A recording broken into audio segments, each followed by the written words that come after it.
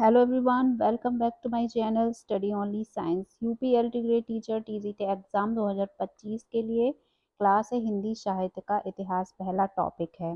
तो इस class first को आप वस्तुनिष्ठ प्रश्नों को देखेंगे, व्याख्या सहित। तो डिटेल में भी हम क्वेश्चंस को कवर करेंगे। अगर आप नोट्स बनाना चाहते हैं तो बना सकते हैं। स्टार्ट करते हैं पहले प्रश्न के साथ। इतिवृत्त और आलोचना का संवेद रूप होने से वह इतिहास आज भी प्रकाश स्तंभ बना हुआ है। इस कथन में जिस इतिहास की ओर संकेत किया गया है उसके लेखक हैं। ऑप्शन है आचार्य रामचंद्र शुक्ल, गारसादा तासी, मिश्र बंधु, जॉर्ज ग्रियर्सन। तो इस क्वेश्चन का राइट आंसर कौन सा होना चाहिए? आचार्य रामचंद्र शुक्ल, ये आंसर राइट है। इसका व्याख्या पढ़ेंगे। आचार्य रामचंद्र शुक्ल हिंदी साहित्य के प्रथम सुव्यवस्थित इतिहासकार और आलोचक माने गए हैं। उनकी प्रसिद्ध कृति हिंदी साहित्य का इतिहास, जो कि सन 1930 ईस्वी में प्रकाशित हुई, जिसमें उन्होंने साहित्य का प्रस्तुतिकरण इतिवृत्त और आलोचना के संयोजन के साथ किया था।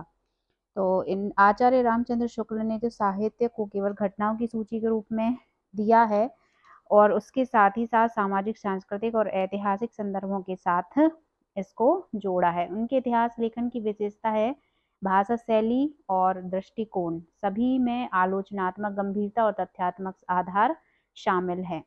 अगले प्रश्न में बढ़ते हैं। रामचंद्र शुक्ल का साहित्य इतिहास ग्रंथ जो है हिंदी साहित्य का इतिहास, नागरी प्रचारणी सभा से प्रकाशित हिंदी शब्द सागर की भूमिका में किस शीर्षक से लिखा गया है? ऑप्शन है हिंदी साहित्य की भूमिका, हिंदी साहित्य की परंपरा, या हिंदी साहित्य का अतीत, या हिंदी साहित्य का विकास। तो जो हिंदी शब्द सागर की भूमिका है वो शीर्षक किससे लिखा गया है? ये है हिंदी साहित्य का विकास शीर्षक से लिखा गया है। किस तरह से? आचार्य रामचंद्र शुक्ल का जो साहित्योतिहास है, जिसको ग्रंथ कहा गया हिंदी साहित्य का इतिहास, सन 1930 में प्रकाशित हुआ था। नागरी प्रचारणी सभा द्वारा, जो हम बता चुके, हिंदी शब्द सागर की भूमिका के रूप में हिंदी साहित्य का विकास शीर्षक से प्रस्तुत किया गया है। तो इसका आंसर यह होगा, हिंदी साहित्य का विकास। इस ग्रंथ में शुक्ल जी ने हिंदी साहित्य का विकास इतिहासगत क्रम और आलोचनात्मक दृष्टिकोण के साथ विवेचित किया है।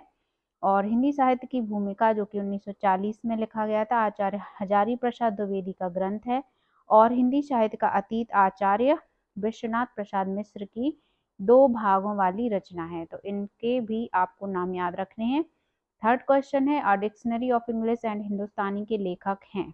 ऑप्शन है George Grierson, William Growse, John Gilchrist और फ्रेडरिक पिंकार्ट। तो a dictionary of English and Hindustani, इसके लेखक कहा गया है जॉन गिलक्राइस्ट को, क्योंकि इन्होंने जो लिखा 1800 में फोर्ट विलियम कॉलेज के हिंदुस्तानी विभाग के अध्यक्ष नियुक्त किए गए थे ये। और उन्होंने a dictionary of English and Hindustani, जो कि 1787 ईस्वी की रचना है, जो अंग्रेजी और हिंदुस्तानी शब्दों का महत्वपूर्ण शब्दकोश मानी जाती है। गिलक्राइस्ट ने हिंदुस्तानी ग्रामर 1996 ईस्वी में भी जो लिखी थी, जिसमें हिंदुस्तानी भाषा की व्याकरणिक संरचना का अध्ययन किया गया। उनकी रचनाओं ने अंग्रेजों और भारतीयों के बीच भाषा और संचार में सुविधाजनक माध्यम प्रदान किया। नेक्स्ट क्वेश्चन है, मिश्र बंधु ने रीतिकाल को नाम दिया। ऑप्शन है श्रृंगार काल, अलंकृत काल, कला काल और रसाल काल। इसकी व्याख्या है, पहले इसका आंसर जान लेते हैं। ऑप्शन नंबर बी, अलंकृत काल। मिश्र बंधु ने रीतिकाल को क्या माना है? अलंकृत काल। नेक्स्ट, तो इसकी व्याख्या थोड़ी सी है जो कि देख लेते हैं। अलंकृत काल नाम दिया था मिश्र बंधु ने, और जो कि हिंदी साहित्य के रीतिकाल को कहा गया है, क्योंकि इस काल में साहित्य में अलंकार और शैली की प्रधानता थी। रामचंद्र शुक्ल ने भी रीति ग्रंथों की अधिकता और शैलीगत समृद्धि के कारण इसे रीतिकाल माना है। और अन्य विद्वानों की दृष्टि में विश्वनाथ प्रसाद ने इसे श्रृंगार काल कहा, रमाशंकर शुक्ल ने इसे कला काल कहा, और रीतिकाल की अवधि सामान्यतः 17वीं शताब्दी के मध्य से 19वीं शताब्दी के मध्य मानी जाती है। इस काल में काव्य में शैली, अलंकार, रस और शास्त्रीय नियमों का विशेष महत्व था, जो इसे हिंदी साहित्य का विशिष्ट काल बनाता है। नेक्स्ट क्वेश्चन है, हिंदी साहित्य के आदिकाल को सिद्ध सामंत युग नाम दिया है। किसने दिया है? ऑप्शन है हजारी प्रसाद द्विवेदी ने, डॉक्टर राम कुमार वर्मा ने, या रामचंद्र शुक्ल ने, या राहुल सांकृत्यायन ने।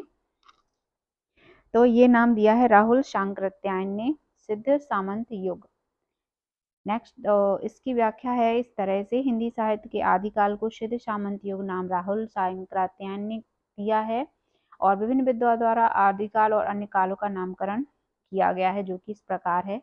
चारण काल दिया है जॉर्ज ग्रियर्सन ने, बीजयपन काल दिया है महावीर प्रसाद द्विवेदी ने, चौरगाथा काल आचार्य रामचंद्र शुक्ल और संधि एवं चारण काल दिया है रामकुमार वर्मा। आदिकाल कहा है हजारी प्रसाद द्विवेदी और सिद्ध सामंत युग नामकरण इस काल में प्रचलित सामंत और धर्मनिष्ठ सिद्ध कवियों की युग को दर्शाता है। इस काल में भक्ति वीर गाथाएं और प्रारंभिक काव्य रचनाएं प्रमुख थी, जो हिंदी साहित्य की नींव रखती हैं। नेक्स्ट क्वेश्चन में बढ़ते हैं, हिंदी साहित्य का आलोचनात्मक इतिहास के लेखक हैं। तो हिंदी साहित्य का आलोचनात्मक इतिहास इसके लेखक किसे माना गया है, और ऑप्शन है डॉक्टर रामकुमार वर्मा, आचार्य हजारी प्रसाद द्विवेदी, डॉक्टर धीरेन्द्र वर्मा या डॉक्टर नलिन बिलोचन शर्मा।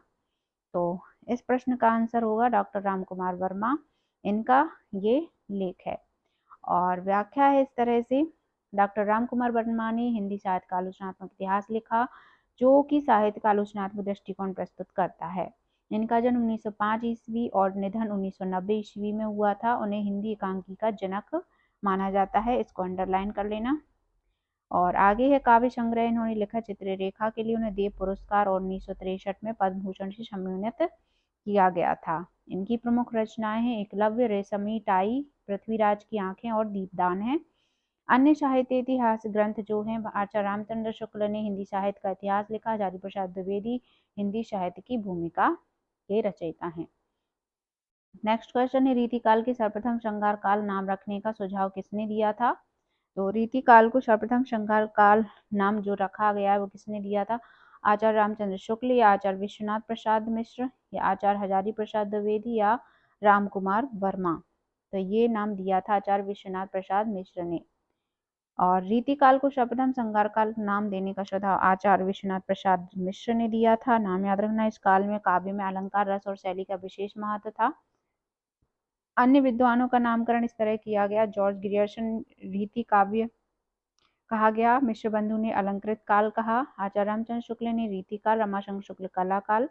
रीतिकाल की अवधि 17वीं शताब्दी के मध्य से 19वीं शताब्दी के मध्य मानी जाती है।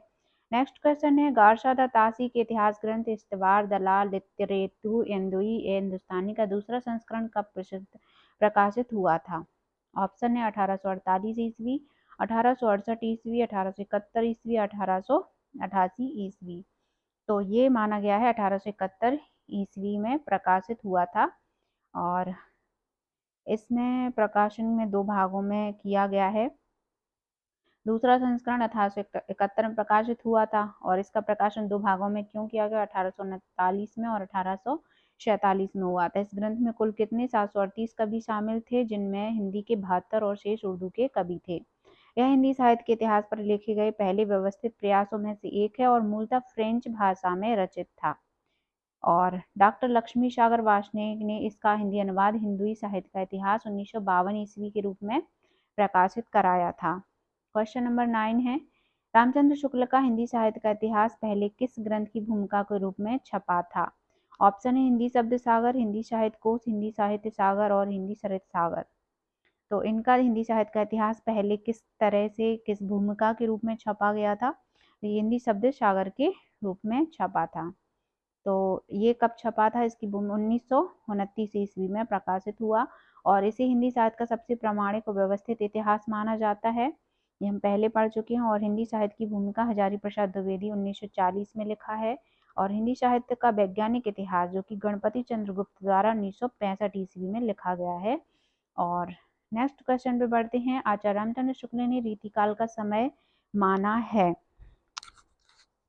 तो रामचंद्र शुक्ल ने रीतिकाल का समय कब से कब तक माना है? ऑप्शन है 1600 से 1800, 1700 से 1900, 1500 से 1750 और 1600 से 1850।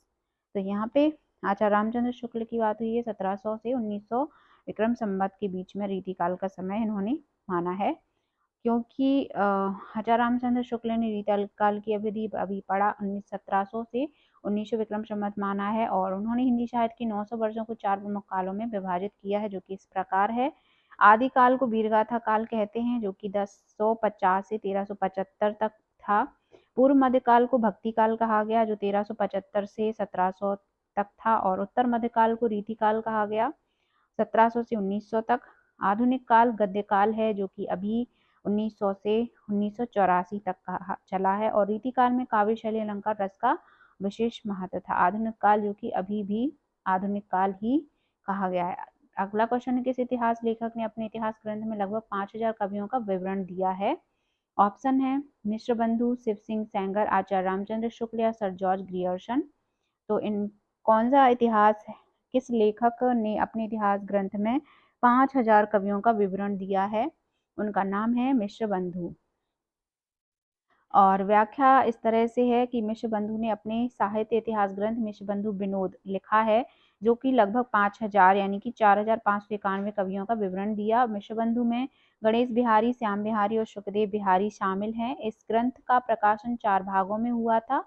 कितने में? 4 भागों में हुआ था। पहले 3 भाग 1913 ईस्वी में और चौथा भाग 1934 ईस्वी में प्रकाशित हुआ। अन्य इतिहास लेखकों के कवियों का विवरण जो है वो शिव सिंह सेंगर ने 838 कवि दिए हैं।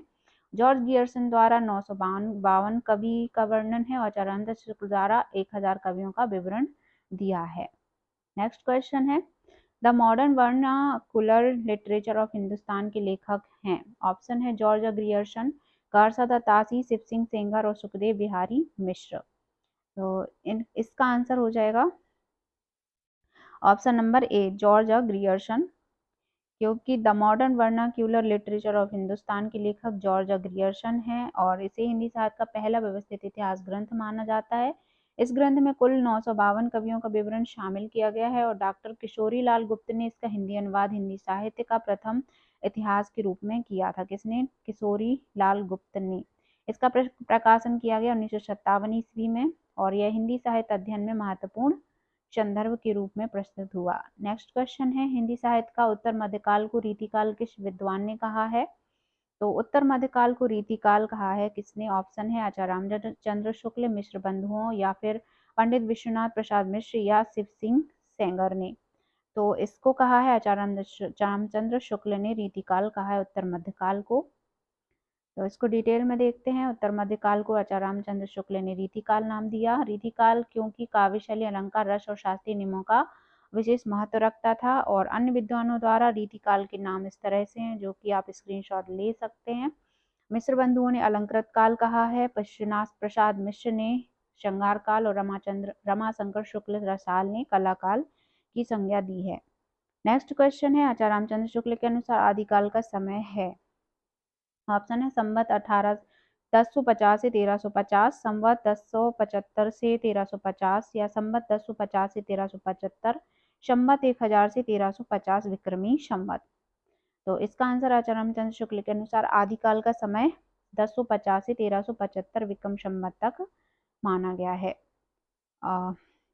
यहाँ पे आप देख सकते हैं आदिकाल वीरगाथा काल को 1050 से 1375 तक माना गया। पूर्व मध्यकाल जिसे भक्ति काल कहते हैं, पहले बता चुके आदिकाल में मुख्यतः वीर गाथाएं और धार्मिक कविताएं प्रचलित थी, इसलिए इसे भक्ति काल और वीर गाथा काल कहा गया। नेक्स्ट क्वेश्चन है, इस्तवार द ला लिटरेत्यूर एंडुई हिंदुस्तानी नामक ग्रंथ किस भाषा में लिखा गया है? ऑप्शन है जर्मन, अंग्रेजी, हिंदी या फ्रेंच। तो इनमें से आंसर सही कौन सा है? इस ग्रंथ को किस भाषा में लिखा गया है? तो ये फ्रेंच भाषा में लिखा गया है।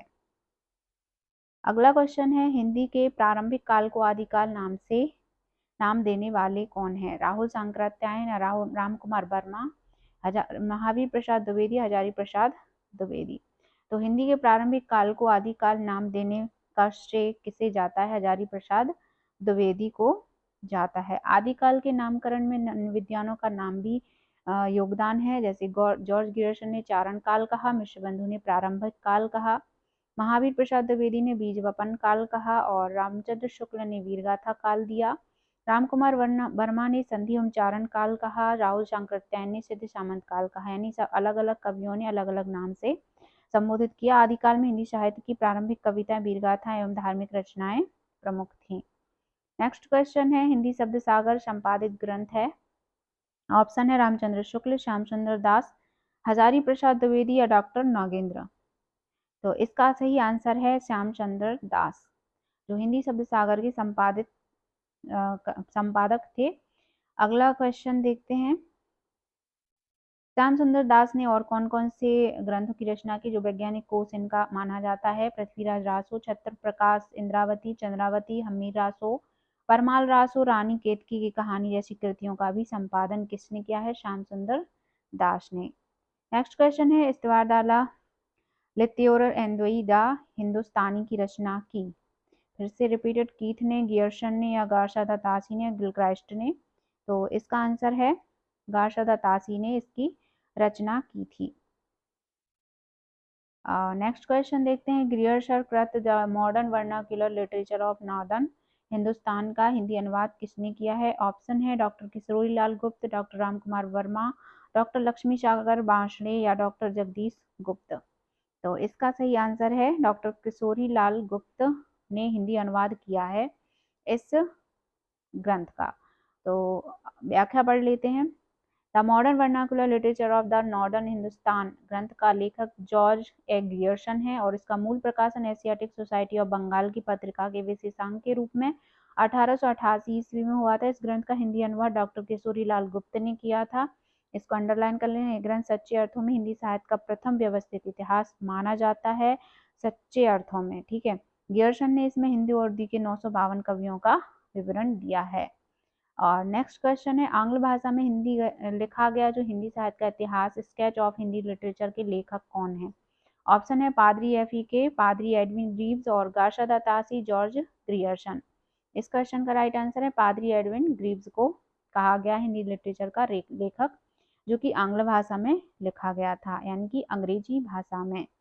और इसकी डिटेल आपके सामने है, आप चाहें तो स्क्रीनशॉट ले सकते हैं। मिलते हैं नेक्स्ट क्लास में आगे के क्वेश्चंस के साथ। तब तक के लिए बाय बाय, टेक केयर।